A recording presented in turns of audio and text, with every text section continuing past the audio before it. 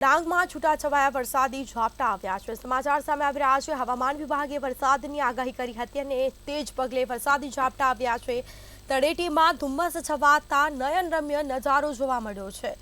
ગિરિમથકની તળેટી વિસ્તારમાં લીલીછમ વનરાઈ વચ્ચે ધુમ્મસ જોવા મળી છે। આ સીધા દ્રશ્યો મંતવ્ય ન્યૂઝની સ્ક્રીન પર આહલાદક નજારો જોવા મળ્યો। ધુમ્મસની ચાદર પથરાતા બરફના ડુંગર બન્યા હોય તેવા દ્રશ્યો સામે આવ્યા છે। આ દ્રશ્યો અમે આપને બતાવી રહ્યા છીએ। આહલાદક નયનરમ્ય નજારો જોવા મળી રહ્યો છે। તો તળેટીમાં ધુમ્મસ છવાતા નયનરમ્ય નજારો જોવા મળ્યો છે। ડાંગમાં છૂટા છવાયા વરસાદી ઝાપટા આવ્યા છે। અલગ અલગ વિસ્તારોમાં વરસાદી માહોલ જામ્યો, જેમાં આ સીધા દ્રશ્યો મંતવ્ય ન્યૂઝની સ્ક્રીન પર આપ જોઈ રહ્યા છો। નયનરમ્ય નજારો, આહલાદક આ દ્રશ્યો સામે આવ્યા છે।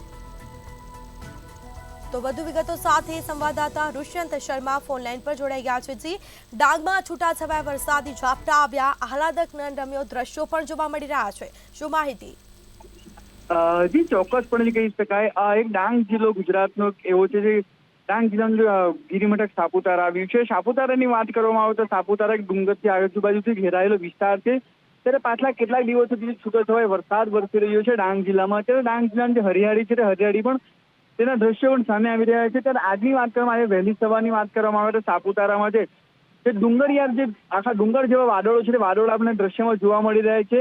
ત્યારે ખાસ કરીને વાત કરવામાં આવે તો ગુજરાતનું ગિરિમથક એક સાપુતારા છે, ત્યાં દૂર દૂરથી પ્રવાસીઓ પણ અહીં ફરવા માટે આવતા હોય છે અને વેકેશન તેમજ મોટી સંખ્યામાં લોકો મોન્સૂનની સિઝનમાં લોકો ફરવા માટે આવતા હોય છે।